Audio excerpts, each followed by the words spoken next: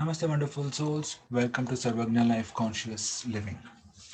This playlist, which I'm making, is called as Conscious Tales. This playlist will have stories from our ancient scriptures, where I'll be sourcing these stories which will help you to unlock and unblock yourself from certain very deep subconscious issues which we have and which we do not give conscious efforts into these aspects of life. Just by listening to these very simple and very educative stories, this is going to help us to understand the deeper aspects of life.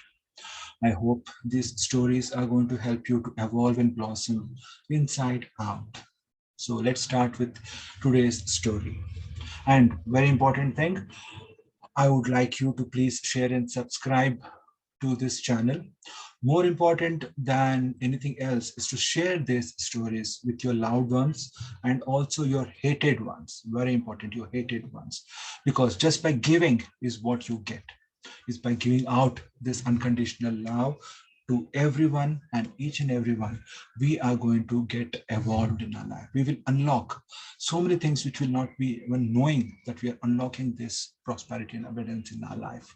So please share this knowledge with your loved ones and your hated ones as well. Very, very important. So today's story, it's a very interesting story, a very simple story. This is a story of a sculpture. So he was very, very smart and he used to make life like sculptures of men, women, with animals, everything. So he was very, very popular during his age. And as he was growing older and he started worrying, okay, what is this? I have got such a big legacy of so beautiful name, fame, prestige, everything I have got, I have to leave everything and go. So he decided, let me, how why not ditch death? Why not we let me escape death so that I can remain and I can enjoy the continuous flow of my own prosperity and abundance. My friends, again, prosperity and abundance is not permanent.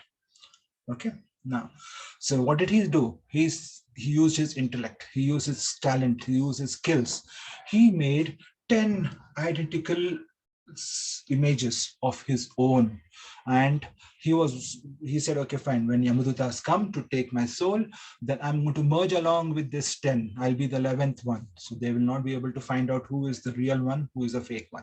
Because he was so smart that he was able to do even minute little eyes, the eyebrows, the skin, it was lifelike. So the same thing happened. His time came when the Yamuditas came to pick him up. They came and they saw that in his house there are 11 people of the similar type. He went and stood as a statue there. And then they were so surprised. Are Baba, where is this person? We have lost him. Who is the real person whom we have to take? But Yamadutas were divinely blessed. They knew what is the weakness of everyone. So they decided, and then they thought, okay, this is what we will do. Let's try, will this work? They said that then Yamudita started conversation among themselves. They said that, okay, fine. Array, see this here, there's an error in this in this murti here, in this sculpture here. If he was around here, we could have at least told him before we left from here. And then immediately as he heard this, he got so stern and said, Array, in my work, error? Not possible. What is the error? There can be no error in my work. He was so egoistic that he jumped out and he said, see, there's no error. Then Yamudata said, yes, here you are. Come on, let's go. You have to go now. We have to leave. So my friends, my wonderful souls, the moral of the story is very simple. A person who is egoistic, he does not need to have enemies because his ego himself is the biggest enemy to him.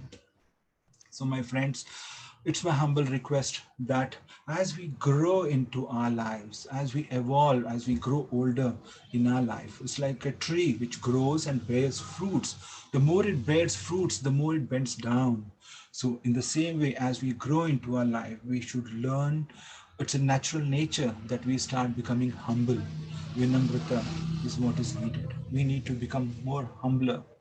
As Chaitanya Mahaprabhu also said, we should be more humbler than the blade of grass and more tolerant than a tree. This is what are the symptoms of our evolution. So this is today's story. I request all of us to be aware of the inner enemies which we have. One of them is ego, ahankar. Okay, let's be free from that and let's evolve. Please, as I told you, please like, share, and subscribe to this channel. And most important thingly, share it with your loved ones and your hated ones first. Thank you very much. Namaste.